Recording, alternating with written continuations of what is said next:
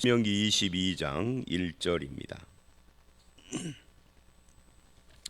1절부터 12절까지 오늘 본문은 계속해서 21장에 이어서 하나님 백성으로서의 삶, 조금 다르게 표현하면 하나님의 백성다운 삶을 이야기를 하는데, 이게 22장 전체가 그런 내용입니다. 그리고 23장을 가면은 하나님의 백성에게 요구하는 것을 이야기를 하면서 결국 25장까지 21장부터 25장까지는 전체가 하나의 주제예요. 하나님의 백성으로서 그 백성다운 삶을 사는 것에 대해서 이야기를 하고, 어제는 시체 문제도 이야기를 하고, 가정에서 포로된 여자나 또는 장자의 상속권이나 폐악한 아들에 대한 처벌 문제, 이런 것들을 다뤘다면, 오늘은 이제 조금 다른 쪽에서 그것을 계속 말하고 있습니다.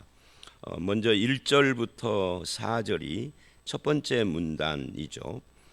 여기에 보면은 이런 이야기를 합니다. 내 형제의 소나 양이 길을 잃은 것을 보거든 너는 그것을 끌어다가 내 형제에게 돌릴 것이요. 그러니까 잃어버린 것을 내가 우연히 봤으면은 이건 아무도 안 봤으니까, 또 길거리에 돌아다니는 거니까 내가 가져다가 팔아먹어도 되겠다, 이렇게 하지 말라는 이야기잖아요. 그래서 그것을 형제에게 다시 돌려주어라 하는 이야기입니다. 또 내가 형제에게서, 형제가 내게서 멀거나 또는 내가 그를 알지 못하거든. 알기는 아는데 멀리 살아요. 전주에서 그 사람의 어떤 물건을 발견을 했는데 이거 내가 아는 사람 거예요. 근데 서울에 살아. 이런 경우 뭐 쉽지 않은 이야기지만 예를 들면 그런 겁니다. 그런데 한편 더 심각한 것은 주인이 누군지를 몰라요. 그럴 때, 그런데 왜 형제라고 하죠? 이스라엘은 전 민족이 하나의 민족, 한 형제, 공동체라고 생각을 했기 때문에 형제라고 부르는 겁니다. 이 형제가 피를 나눈 내 사촌 형제라든지 친형제라든지 또는 우리 교회 같이 다니는 형제를 말하는 게 아니에요. 이스라엘은 신정 국가이기 때문에 전체가, 이스라엘 이렇게 크지도 않지만 그래도 아무리 크지 않아도 몇백만 명 되는데 그것을 이렇게 지금 형제라고 적용을 하는 겁니다. 우리는 전주 시내 인구가 이스라엘보다 훨씬 작죠. 100만도 안 되잖아요. 60몇만 이러는데, 그래도 길거리에 다니는 사람들을 형제라고 생각 안 쳐. 무슨 형제겠어요. 그냥 이웃도 아니죠. 이웃은 아파트 같은 동에 산다든지 앞동에 산다든지 그래야 이웃이지, 한 동네 사는 사람도 아니고 길거리에서 시내에서 만났는데, 근데 이스라엘은 이걸 다 형제라고 하는 거예요. 그래서 내가 아는 형제든 내가 그를 모르는 사람이든지 간에 그 길거리에서 돌아다니는 소나 양 길 잃어버린 걸 만나면 그건 네 집에다, 아는 사람이라면 발각되니까 어쩔 수 없지만 모르는 사람 것이라면 내가 데려다 키우면 그또 잡아먹거나 하면 그 모르는 사람이 내가 잡아먹었는지 누가 가졌는지 아무도 모르잖아요. 그런데도 그렇게 하지 말라. 내 집에다가 두었다가, 그런데 이게 소나 양은 집에다 두면 그냥 두기만 합니까? 물건이라면 두기만 하면 되는데 이거는 여물을 먹여야 될 거 아니에요. 돈이 들어가는 거예요. 그러다가 그 형제가 찾으러 오면은 돌려주어라 그래요. 이게 그러니까 쉬운 문제가 아닌 거죠. 그리고 소나 양 말고 나귀라도 그리하고, 3절 소, 양, 나귀는 같은 동물입니다. 의복이라도 그리하고, 옷, 그리고 형제가 잃어버린 어떤 것이든지 네가 얻거든 다 그리하라. 그러니까 무엇이든지예요. 돈이든 의복이든 신발이든 가방이든 뭐든지 그래요. 이 무엇이든지에는 굉장히 포괄적으로 다 들어가겠죠. 그러니까 내 것이 아닌 남의 물건은 네가 슬쩍 가져가거나 그걸 잡아먹거나 처분하거나 네 소유로 삼지 말라 하는 거예요. 그러니까 이거 도둑질하지 말라 하고 유사한 거죠. 그리고 4절을 보면 내 형제의 나귀나 소가 길에 넘어진 것을 보거든이에요. 그러니까 이게 잃어버린 것이 아닙니다. 넘어진 것을 보거든. 그러니까 거기에는 임자가 있는 겁니다. 지금 임자가 옆에 붙어 있는데 이 어떤 일인지는 몰라도 나귀나 소가 그냥 넘어졌겠어요. 짐을 싣고 가다가 힘이 들어서 넘어졌든지 아니면 구덩이에 빠졌든지 뭔가 그런 거죠. 임자는 있고, 그러니까 너는 반드시 형제를 도와. 그러니까 임자는 있는 거예요. 그럴 때는 그건 뭐 내 일이 아니야 라고 해서 그냥 가지 말고 그거를 같이 일으켜 주는 일에 동참을 하라, 이렇게 이야기를 합니다. 앞에는 잃어버린 것이고요, 뒤에는 어려움을 당한 짐승, 가축에 대한 이야기를 하고 있는 겁니다. 이런 문제에 있어서 한국 사람들은 조금 낫다고 그래요. 근데 들리는 말에 의하면은 중국 같은 경우에는 길거리에서 이런 일을 당하면은 다들 모른 척한다고 그러잖아요. 왜 그럴까 생각을 해봤더니 여러 가지 이유가 있겠지만 워낙 인구가 많으니까 사람 귀한 줄 모르는 것이고, 또 도왔다가 괜히 덤텅이를 씌울 수도 있고, 우리나라도 한때 제가 90년대 그런 말을 많이 들었어요. 지금도 마찬가지겠지만 길 가다가 아무나 차에 태워준다든지 이렇게 하면 안 된다고. 우리나라도 그런 풍토가 이제 들어온 거예요. 전에는 안 그랬는데. 근데 차에 태워졌는데 올라타거나 내리다가 혹시라도 다치면 그걸 운전자한테 그냥 옹땅 그 가족들이 다 덮어 씌운다고 그런 말을 들었습니다. 참 세상 인심이 고약해진 거죠. 도와줬는데 그것에 대한 고마움을 모르는 거예요. 그러다 보면 우리도 이제 중국처럼 그렇게 되겠죠. 근데 여기서는 지금 정반대로 반드시 그 형제를 도와줘라 그래요. 그래서 오늘 이 본문은 여러 가지 케이스와 물건과 이런 것들, 소, 양, 그리고 또는 무슨 나귀, 의복, 그 외에도 어떤 짐승이든지 또는 어떤 물건이든지 다 그리하고, 이게 잃어버린 것뿐만 아니라 넘어진 것을 봤을 때, 넘어졌다는 건 꼭 넘어진 것만 말하는 건 아니에요. 공경에 처한 것을 봤을 때 이야기인 겁니다. 그 도와줘라 할 때 핵심이 뭐냐면, 오늘 매일성경 제목도 그렇게 나와 있더만요. 못 본 채 하지 말고, 이게 핵심이에요. 남의 일이라고 못 본 채 하지 말아라. 즉 섬김, 이 섬김, 무엇인가 누군가를 섬기려고 하면은 가장 우선되는 첫 번째가 뭘까요? 관심이죠. 무관심이 아니라 관심을 가져주는 데서부터 섬김이 시작되는 거예요. 그러니까 그 섬김과 관심으로부터 시작을 해서 돌봐주어라 하는 거예요. 못 본 채 하지 말고. 그래서 오늘 본문 1절로 4절은 관심, 섬김, 돌봄의 삶, 이걸 합하면 이게 목자 같은 삶을 말하는 거죠. 이건 모든 하나님을 믿는 사람들은 기본적으로 이런 태도를 가져야 한다 하는 이야기고, 꼭 잃어버린 물건이나 이런 것만이 아니라, 예를 들면 나귀나 소나 무슨 이런 그 양이나 이런 것들이 아닌 사람이 공경에 처해 있을 때나 어려움에 있을 때, 그때도 역시 관심과 섬김과 돌봄이 필요하다 하는 것을 이 본문을 통해서 우리는 배워야 하는 거고, 이게 하나님의 백성다운 삶이다, 그런 이야기입니다. 그 다음에 두 번째는 5절인데요. 이 5절은 5절에서 끝나지 않고 어디로 연결이 되느냐면 그 9절로 12절에 연결이 돼요. 5절을 보면 여자는 남자의 의복을 입지 말 것이요 남자는 여자의 의복을 입지 말 것이라. 이같이 하는 자는 내 하나님 여호와께 가증한 것이니라 라고 말을 해요.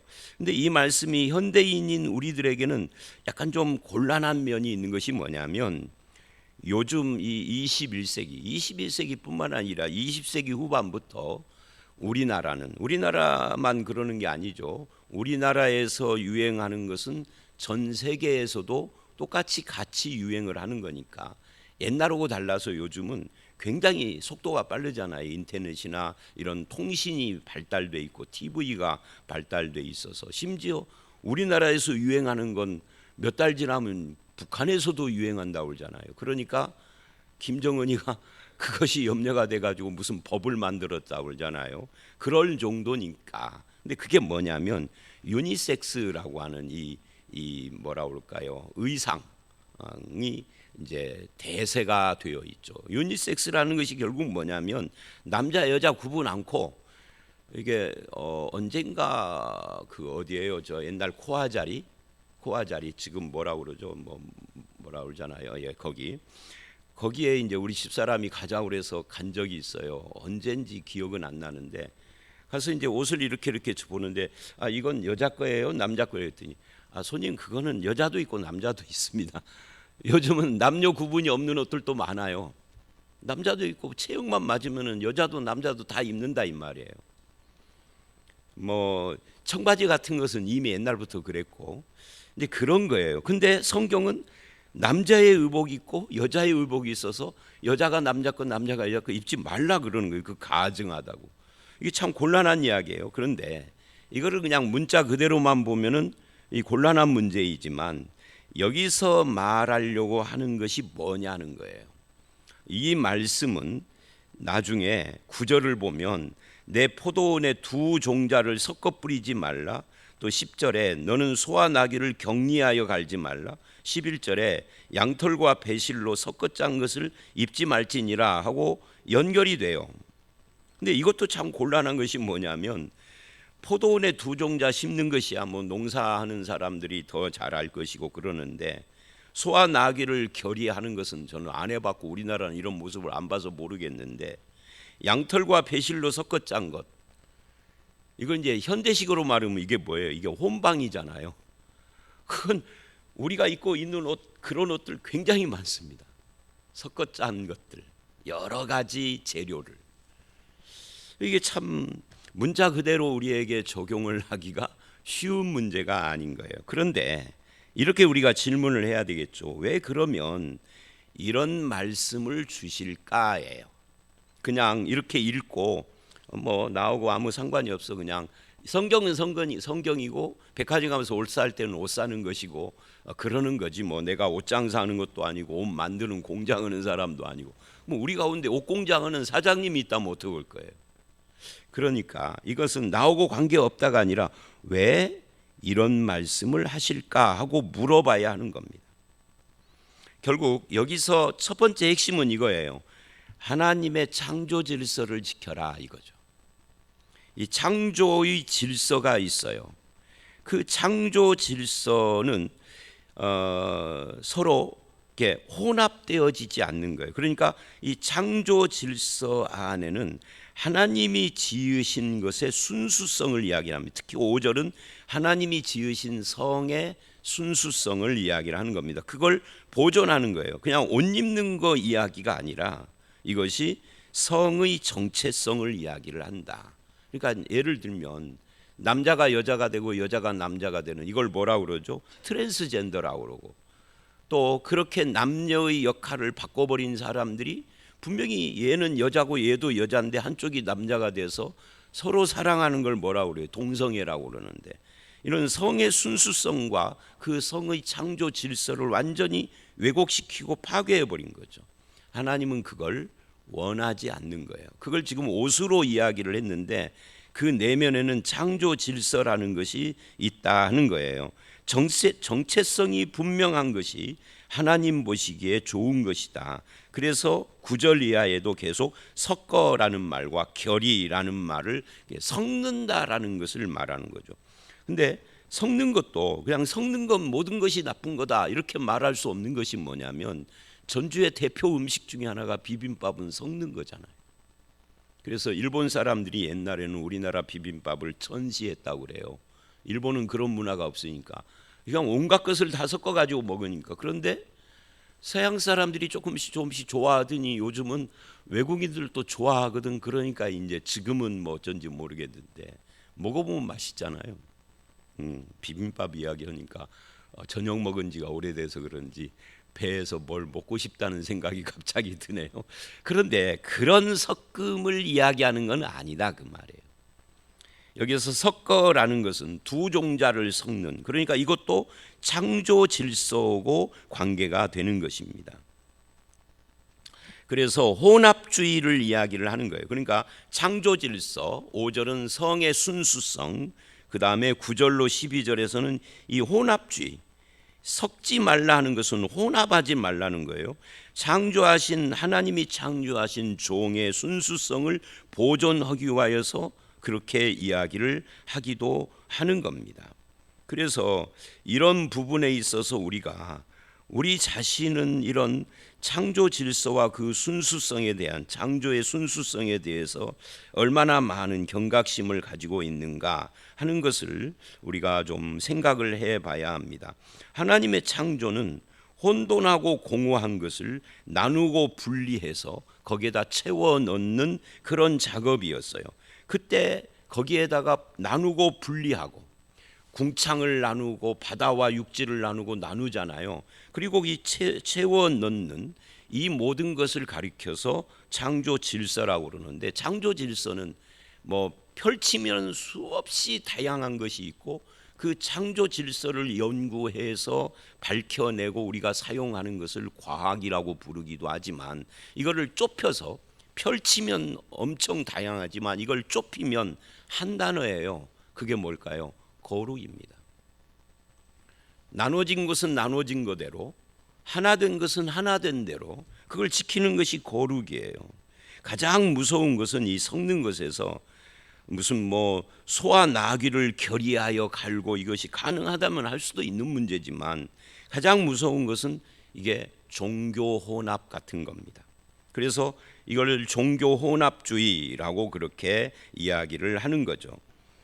이런 종교 혼합에 빠지는 것을 우리는 우상 숭배라고 하고 미신이라고 합니다. 이런 경우에는 오늘 본문에서는 거기까지 말하지 않지만, 이런 경우에는 돌로 쳐서 죽이라고까지 하는 거예요.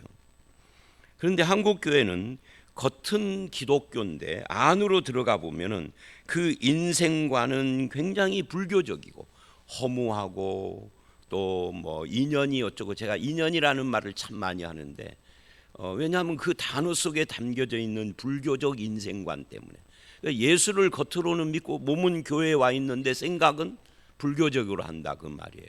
그래서 뭐 설교를 인생은 허무하고 그러면 다 고개를 끄덕여 눈 감고 그런데 거기서 끝나버리면 불교죠. 그 허무한 인생을 복되게 하시고 소망 있게 하시고 거기서부터 우리를 건져주신 하나님을 이야기를 해야 하는데, 그런 거 똑같아요. 우리의 만남은 인연이 아니라 하나님의 뜻과 인도하심인데, 이제 이런 것들, 우리가 하는 행동은 굉장히 유교적이에요. 체면을 중시하고 권위를 앞세우고 형식을 앞세우고, 또 우리가 바라보는 소망은 늘 복이에요.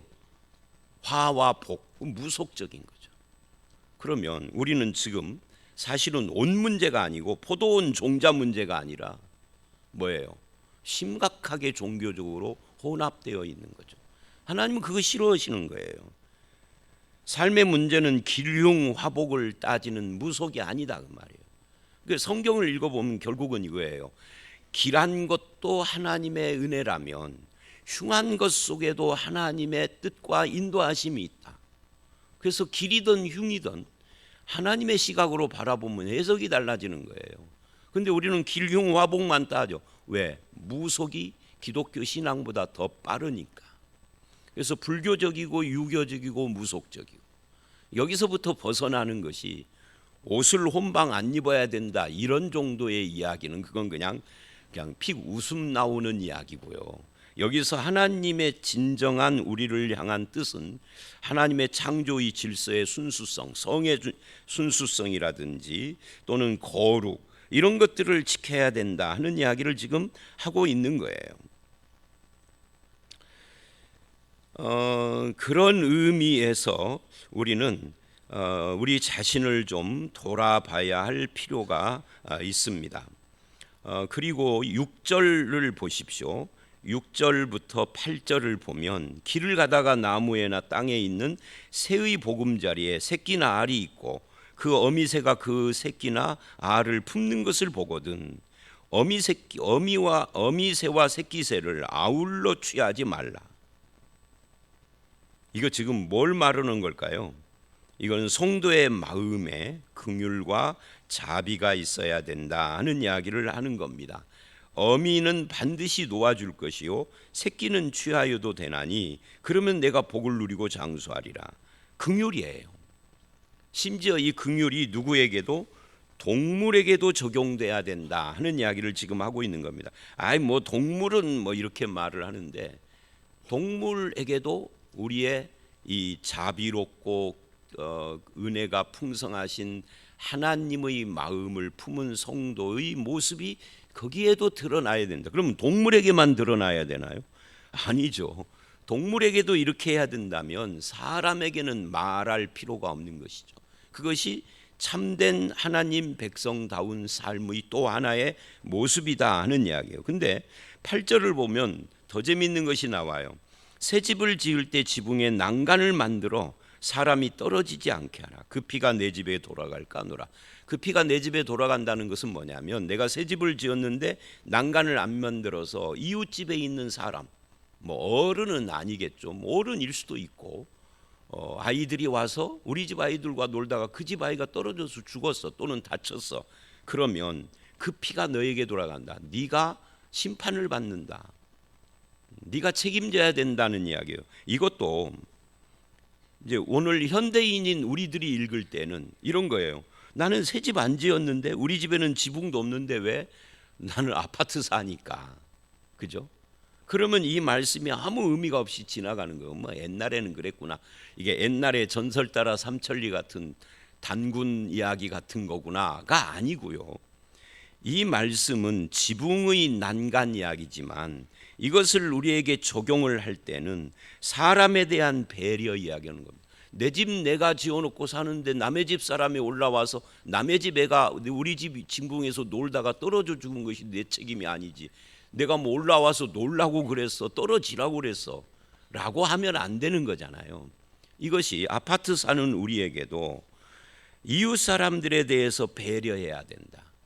또 긍휼, 이 배려라는 것은 기본이 긍휼이죠. 그러니까 6, 7절에 이 동물에 대한 긍휼, 8절에 지붕 난간을 통한 사람에 대한 긍휼, 이 둘 다 긍휼과 배려에 대한 이야기를 하는 것이다 하는 거죠.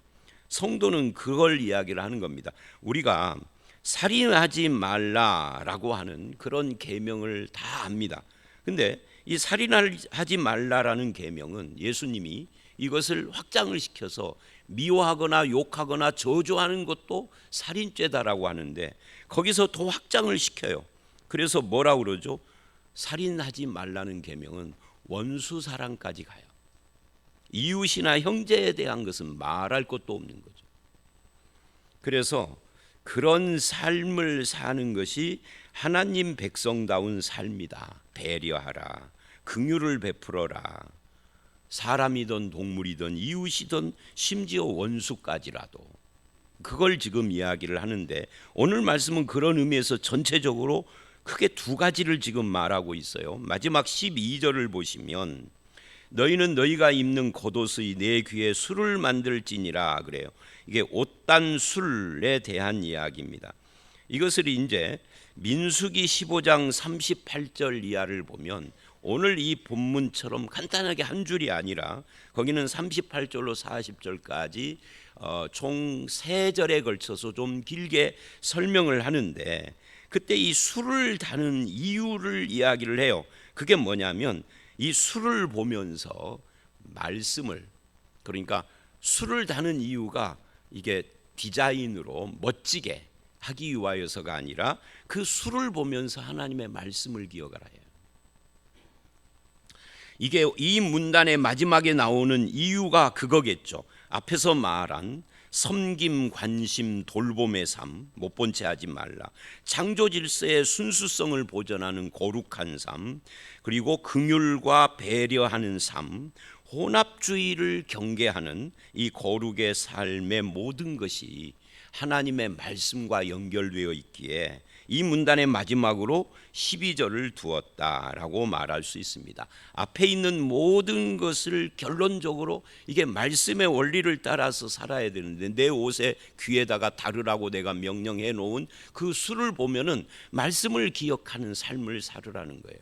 이게 하나님 백성다운 삶이죠. 우리는 말씀을 읽을 때만 보는 것이 아닙니다. 교회 와서 예배 드릴 때만 듣는 것이 아닙니다.